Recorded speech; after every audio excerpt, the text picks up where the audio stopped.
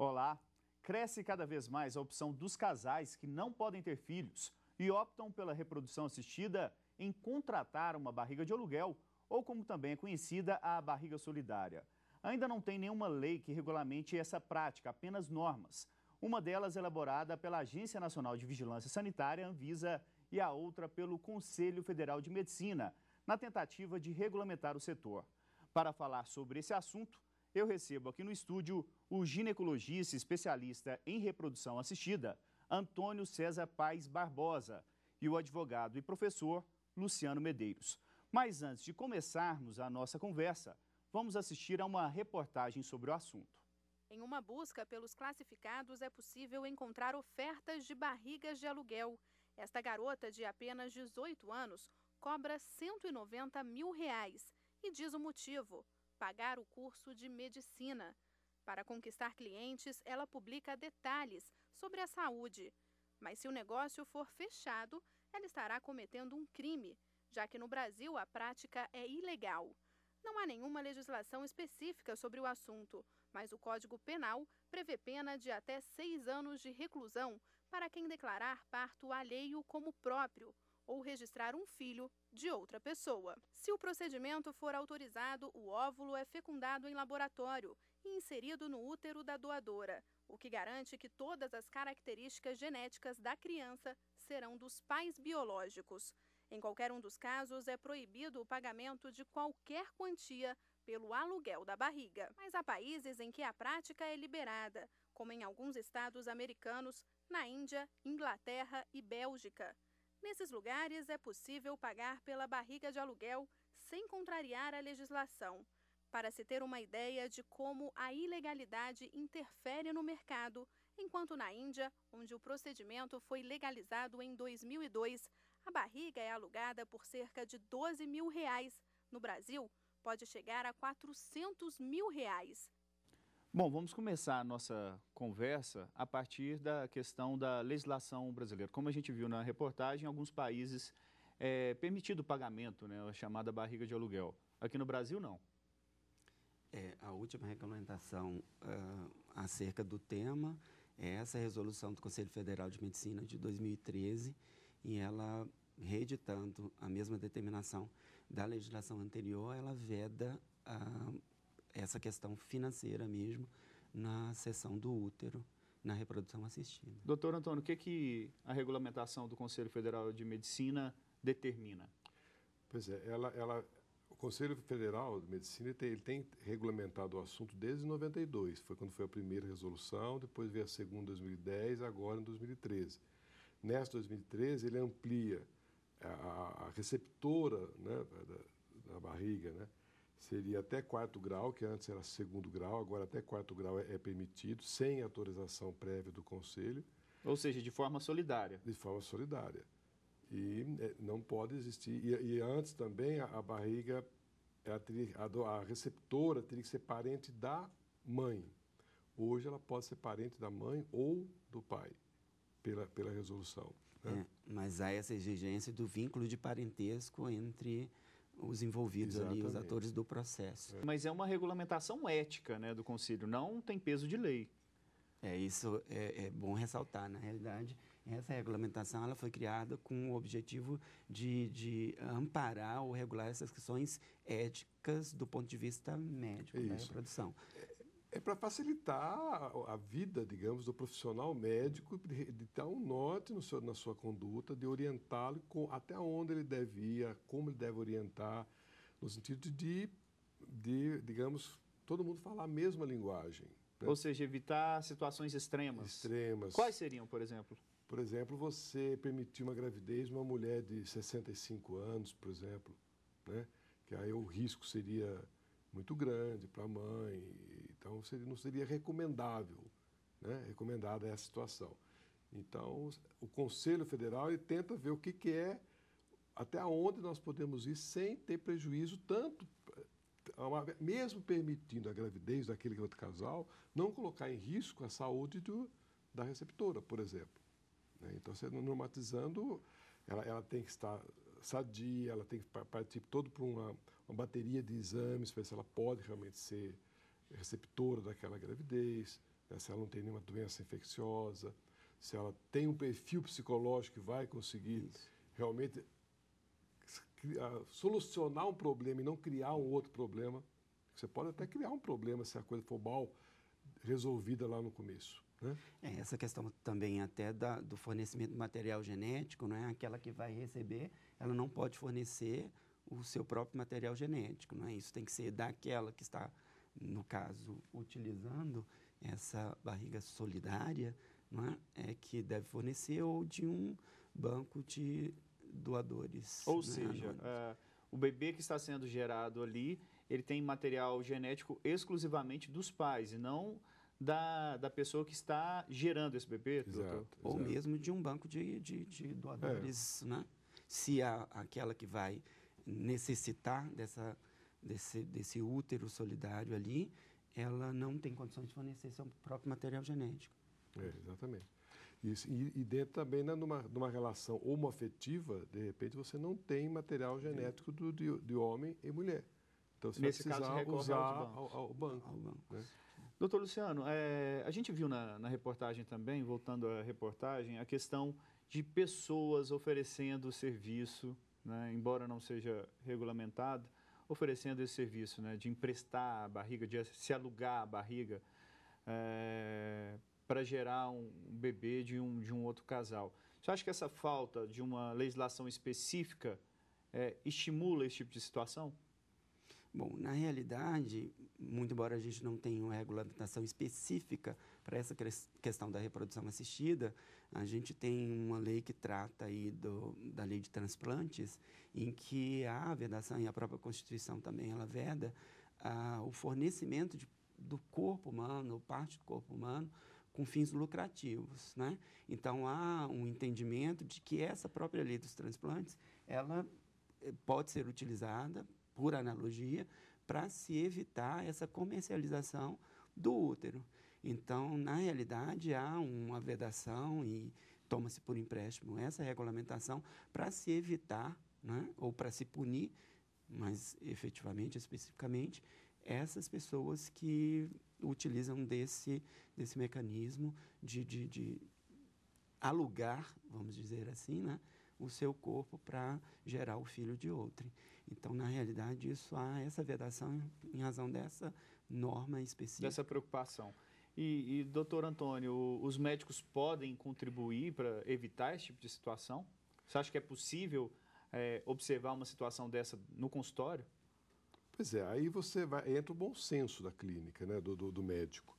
A hora que um casal procura, você vai avaliar. Por exemplo, já deparamos com casos em que o casal não pode ter filhos, a mulher não pode gerar porque ela não tem útero, e há uma certa coerção de pegar, por exemplo, uma pessoa com nível social mais baixo e forçá-la, eu te ajudei, agora você vai me ajudar.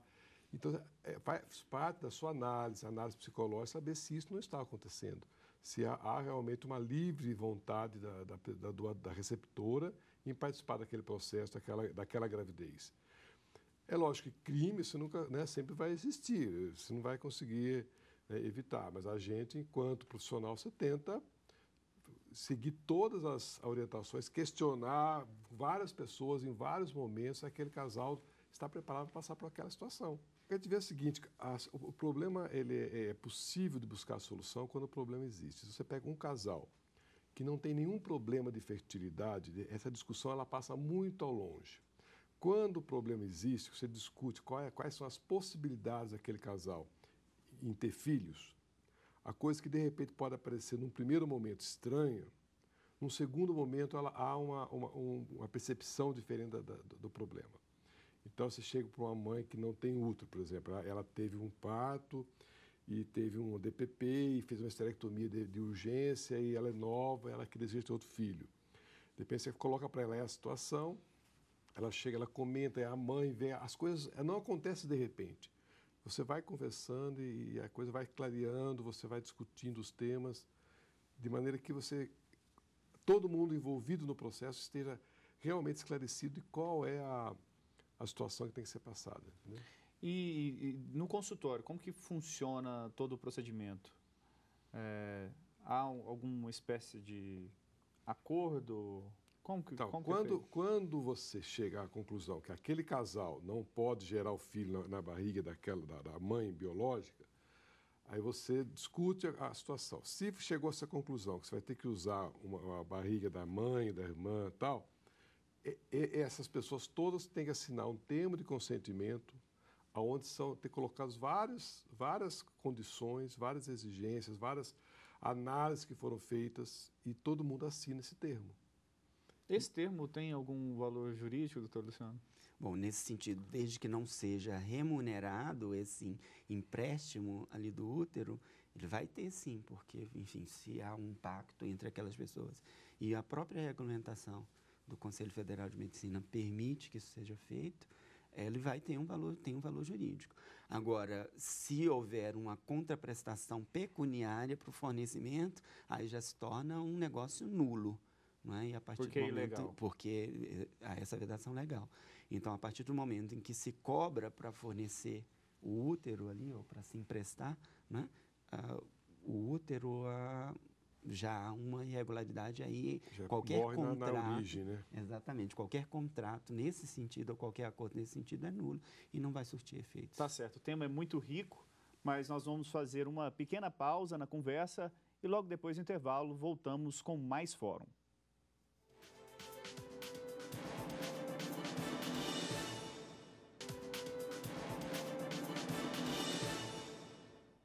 O fórum está de volta e hoje estamos conversando sobre barriga de aluguel.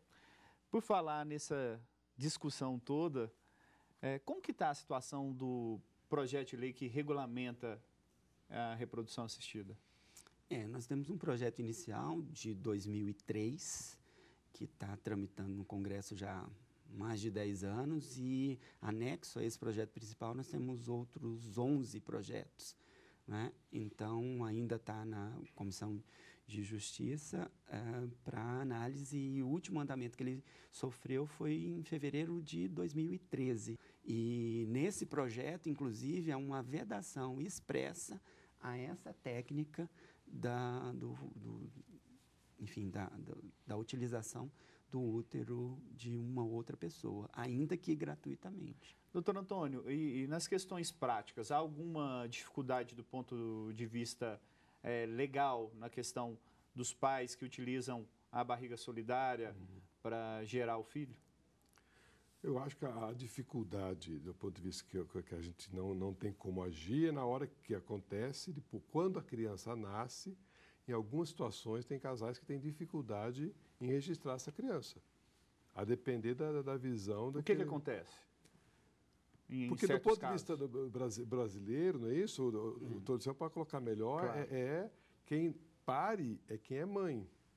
Né? Então, se você não fez, a moça, a receptora, a portadora da barriga de aluguel, que chega no hospital para ter o neném, ela que vai parir aquele filho. Então, do ponto de vista legal, o papel burocrático do hospital sai tudo no nome dela. Ou seja, no hospital se tem ciência, normalmente, que a mãe é quem pariu o filho. Exatamente. Quem gerou.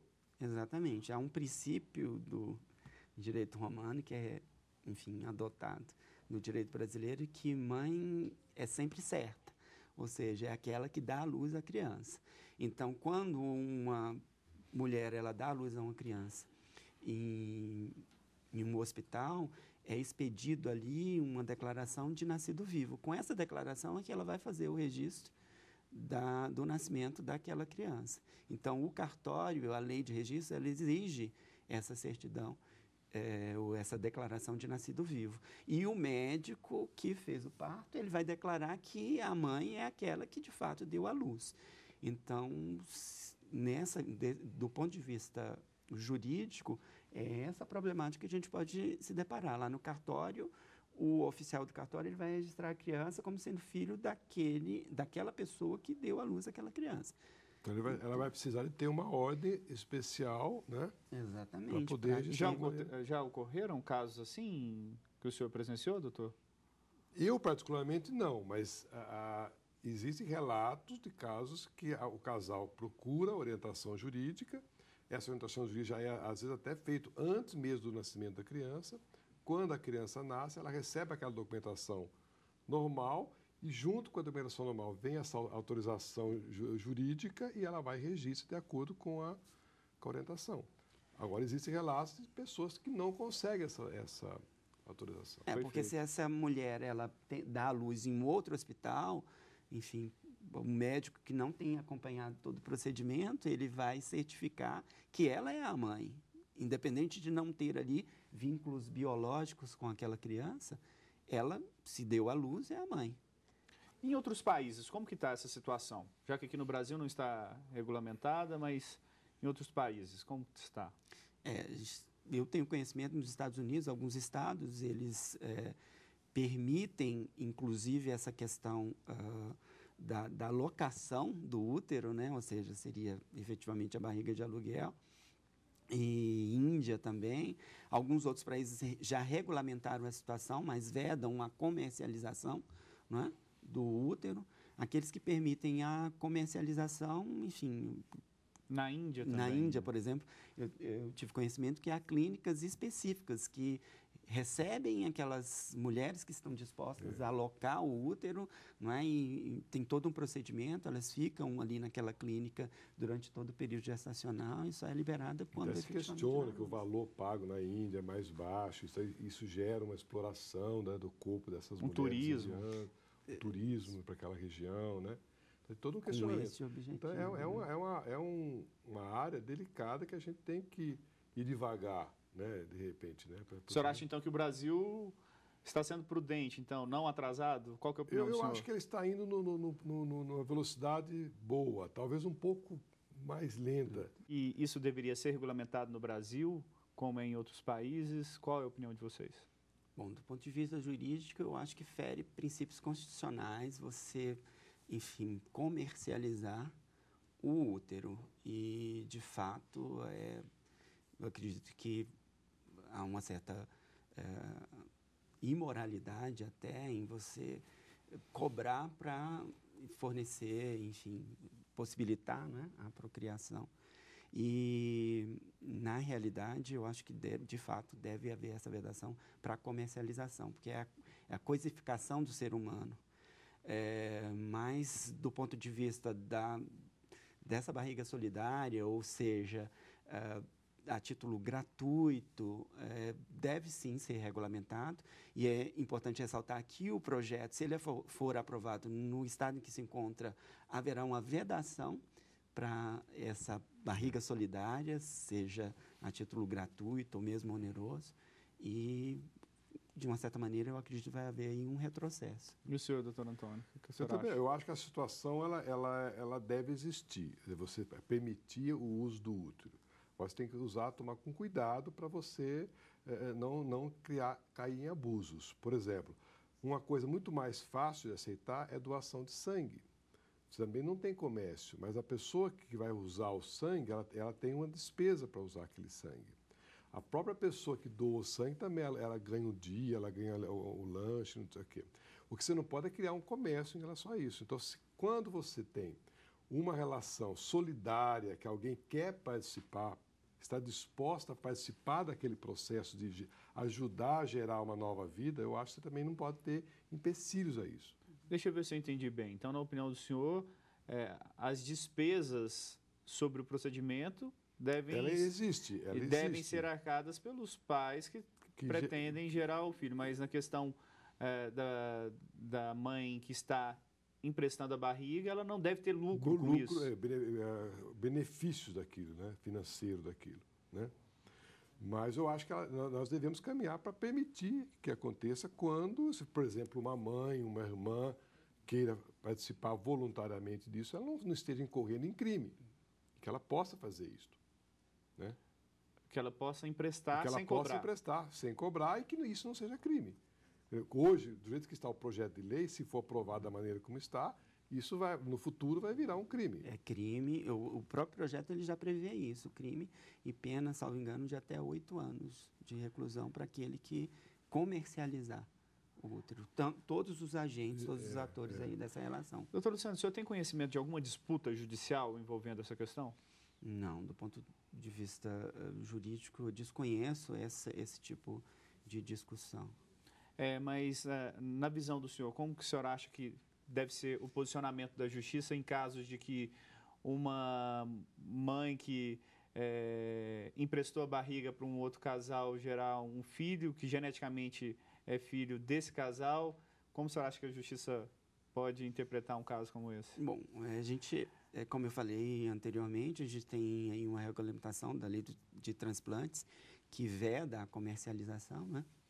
Mas a gente tem que ver também do ponto de vista biológico. Muitas vezes, se o material genético daquela criança não é nem daquele pai e nem daquela mãe que, enfim, utilizou o útero de uma outra mulher, eu acredito que o filho vai ser daquela mulher que deu à luz, já que, não, mesmo ela não tendo material genético, então isso vai ser uma discussão e um ponto a ser ressaltado.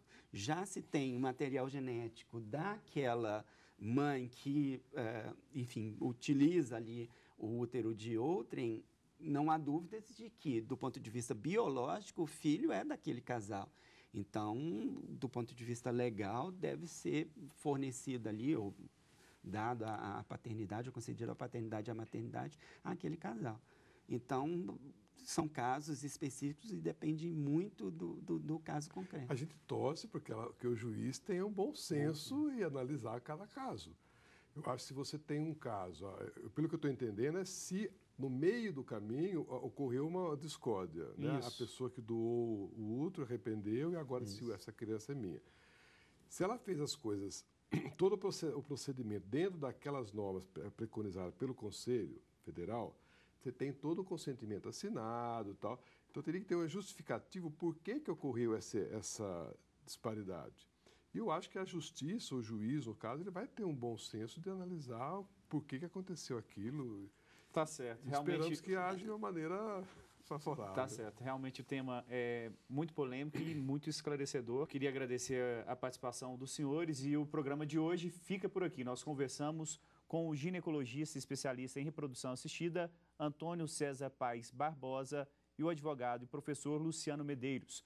Você pode rever este programa na página da TV Justiça. O endereço é www.tvjustiça.jus.br. Envie também sua sugestão para o programa. O nosso e-mail é o forum@stf.jus.br. Até a próxima semana em mais uma edição do Fórum. Eu espero você.